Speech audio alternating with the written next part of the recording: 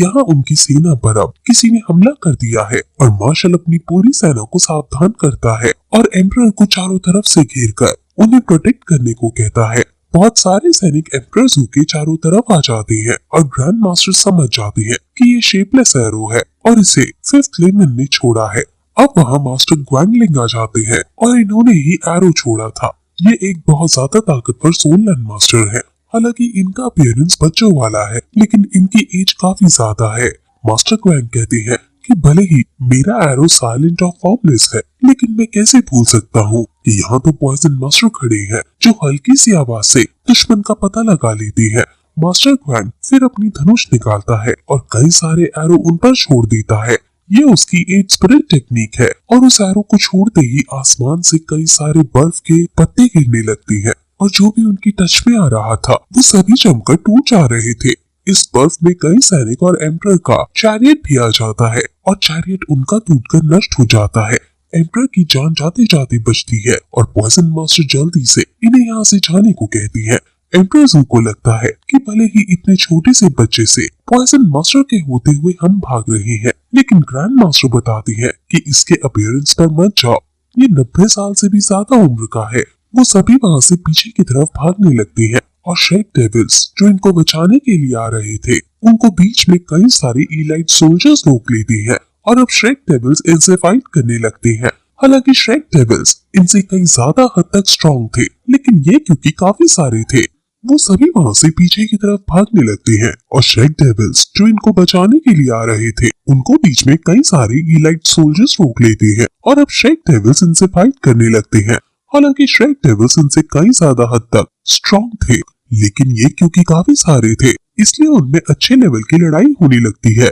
लड़ाई करते करते मिस्टर दाई जीवो को बताते हैं कि 7th और 8th मास्टर अगर अकेले अकेले आए तो तांग शैंग की सोल पावर और स्पिरिचुअल बूंद की ताकत दोनों उनसे ज्यादा है लेकिन उनके कंबाइंड अटैक को ना जाने तांग शैंग कैसे झेल पाएगा। इसलिए अब हमें जल्दी से अपनी ट्रूप्स के पास जाकर उन्हें वापस रिट्रीट करना होगा ताकि तांग शैंग भी वहाँ से रिट्रीट करने का कोई मौका ढूंढ पाए। इसलिए जीवू अब जल्दी से उन इलाइट सोल्जर्स को मारने लगती है और फिर लेकिन जब कई सारे सैनिक यहाँ आ जाते हैं तो वो डेडली स्पिरिट चेजिंग बॉल का सीक्रेट वेपन यूज करती है और उन बॉल से कई सारे एरोस निकलते हैं और वहाँ के इलाइट सोल्जर्स सभी मर जाते हैं और ये श्रेक डेविल्स अब जल्दी से ब्रिज की तरफ जाने लगते हैं।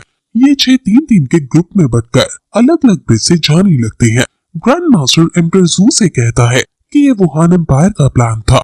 उनका प्लान इतने अच्छे से सक्सेसफुल हुआ है कि तांग शैंग, अंकल स्वॉर्ड, अंकल बोन को उन्होंने चारों तरफ से घेर लिया है और उन्हें पर्पसली हमें श्रेक डेविल से दूर किया है। इसलिए सबसे पहले हमें आपकी सुरक्षा को देखना होगा और फिर वो सभी एम्परर को घेरकर वापस कैंप में जाने लगते हैं। लेकिन तभी उनके ऊपर फिर से मास्टर गुआंग हमला कर देता है और मार्शल फिर जल्दी से अपनी एट स्पिरिट टेक्निक रैथुल गेज का हमला करते हैं और अपने शक्तिशाली ड्रैगन को बाहर निकालते हैं। लेकिन मास्टर गुआंग बड़ी आसानी से अपने बर्फ से उनके ड्रैगन को जमा देते हैं और फिर आगे बढ़कर एम्परर पर निशाना साधने लगती है। लेकिन तभी पॉइजन मास्टर अपनी शक्ति से उस पर अटैक करता है और उसे कहता है कि आप मुझसे फाइट करो। वहीं तांग शैंग समझ जाता है कि हमारी सेना रिट्रीट करने में असफल हुई है और एम्परर भी अब पीछे नहीं बढ़ पा रहे हैं। अगर एम्परर मर गए तो फिर हमारी ट्रूप्स टूट जाएंगी और हम तुरंत हार जाएंगे।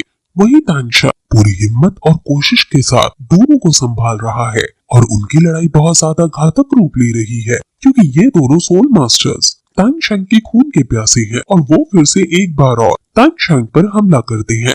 दोनों मास्टर अपने अपने मार्शल वेपन को निकालकर तांग शैंग पर दोनों साइड से हमला कर देते हैं। ये उनकी एट स्पिरिट टेक्निक है और ड्रैगन तांग शैंग को चारों तरफ से घेर लेते हैं। तांग शैंग हवा में उड़कर उनसे बचने की कोशिश करता है और वहीं डेमन मास्टर फिर तुरंत ऊपर से अपना वेपन उनके ऊपर छोड़ देता है। अब तांग शैंग के ऊपर से और नीचे से दोनों तरफ से अटैक आ रहे हैं और तांग शैंग अपने लेफ्ट और राइट हैंड में जॉइंट एप और बुल पाइथन की सोल बोन यूज करके उन दोनों के अटैक को एक साथ रोकने लगता है और तांग शैंग के लिए ये सिचुएशन काफी स्ट्रेस भरी हो जाती है। तीनों लोग अपनी पूरी ताकत लगा रहे हैं और तांग शैंग की सोल पावर पूरी तरह से डिप्लीट होने ही वाली है और तांग शैंग अब ज्यादा इसे सहन नहीं कर सकता है। लेकिन तभी दमिंग और आमिंग की सोल उसमें से निकलती है और तांग शैंग भी जोश में आकर उन लोगों के लिए जिसने उसके लिए बियॉन्ड द एम्पायर के लिए अपनी जान दे दी है, उनको सोचकर फिर से एक बार और कोशिश करता है और अर्मिंग और दामिंग उनके हथियारों को पकड़कर फाइनली फेंक देता है। उसने एक संग 2 स्पिरिट बोन का यूज किया है, जिससे अब वो पूरी तरह से थक चुका है और वो दोनों ग्रैंड मास्टर भी काफी घायल हो गए हैं। अब तांग शेंग फिर कहता है कि तुम मुझे और ज्यादा हर्ट नहीं कर सकते हो, और ये कहकर वो अपने वो सीक्रेट वेपन जो उसने बनाए थे वो निकालता है।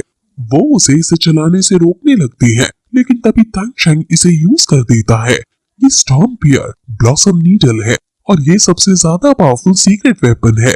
ये कई सारे तीर उन पर छोड़ने लगता है और सीनियर लूगो खुद इसके अंदर से निकलकर उन पर हमला कर रही हैं। ऐसा उन्हें प्रतीत होता है और ये दोनों उनके एरो से छली छली हो जाती हैं और दूर जाकर अधमरे हो जाती हैं। ये एरोस फिर हवा में जाकर डिसइंटीग्रेट हो जाते हैं और श्रेक डेविल्स इस ऑरा से समझ जाते हैं कि तांग शेंग ने क्वान सुन और डेविल मास्टर को घायल कर दिया है। वही तांग शेंग कहता है कि अब उसके पास और सोल बार नहीं बची है और अभी एनिमी के पास कई सारे ग्रैंड सोल लैंड मास्टर्स हैं। तांग शेंग अब अपनी ट्राइडेंट को लेकर इन्हें मारने के लिए बढ़ता है और ये भी अपनी डिफेंस करने के लिए अपना हथियार उठाते हैं, लेकिन तांग शेंग अपने ट्राइडेंट से इनके हथियारों को चकनाचूर कर देता है और तांग शेंग उन दोनों को मारने ही वाला था कि तभी वहाँ मास्टर क्रोकोडाइल आकर अपनी पूंछ से तांग शेंग को पीछे फेंक डालते हैं और तांग शेंग का ट्राइडेंट भी दूर जाकर गिरता है। मास्टर क्रोकोडाइल नीचे उतरते हैं और ये सेकंड हेड फ्रीमैन है जो क्वान डोलो के बाद सबसे ताकतवर इंसान है। उनके आने से आसपास की हवा ही बदल जाती है और सभी लोग सिर्फ क्रोकोडाइल मास्टर को देखने लगते हैं जो तांग शेंग की तरफ ही बढ़ते जा रहे हैं। ग्रैंड मास्टर समझ जाते हैं कि तांग शेंग खतरे में है और तांग शेंग जो कि अधमरी हालत में है, वो बड़ी मुश्किलों से अपने ट्राइडेंट को अपने पास बुलाता है और क्रोकोडाइल मास्टर तांग शेंग की तरफ बढ़ते ही जा रहे हैं। इसलिए ओल्ड बर्ड तुरंत तांग शेंग के पास आकर क्रोकोडाइल मास्टर पर हमला करता है, लेकिन क्रोकोडाइल मास्टर ओल्ड टाइटन को इस तरह दूर फेंक देते हैं जैसे मानो एक हवा तिनके को।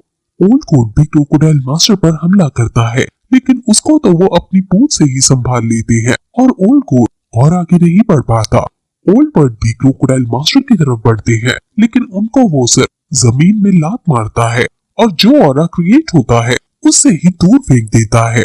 क्रोकोडाइल मास्टर तांग शेंग को देखकर इतने ज्यादा हैरान है क्योंकि वो अभी तक खड़ा हो पा रहा है और वो समझ जाते हैं कि इसे तो अब मरना ही होगा, क्योंकि अगर ये बच गया तो ये हमारे लिए सबसे बड़ा खतरा है। वो फिर हवा में उड़कर अपनी 6 स्पिरिट टेक्निक जिसका नाम गोल्डन क्रोकोडाइल फेरोसिटी है उसका यूज करते हैं और तांग शेंग की तरफ उनका क्रोकोडाइल आने लगता है। अब तांग शेंग समझ जाते हैं कि आगे उसकी मौत खड़ी है और उसके लिए ये समय काफी धीरे हो जाता है। सभी श्रेक डेविल्स भी अब तांग शेंग की मौत को होता हुआ देख पाते हैं और अंकल बून और अंकल स्वॉर्ड ग्रैंड मास्टर सभी की नजर तांग शेंग पर है और ज़ीबू तांग शेंग को जोर से पुकारती है और तांग शेंग भी आंख बंद करके अपनी मौत को गले लगाने को तैयार था, लेकिन तभी आसमान से बिजली चमकती है और तियान हान कहता है कि आखिर किसने हिम्मत हुई मेरे बेटे को नुकसान पहुंचाने की। इस दहाड़ को सुनकर वहाँ बिजलियां चमकने लगती है और हर तरफ ऊपर से लाल बिजली गिरती है।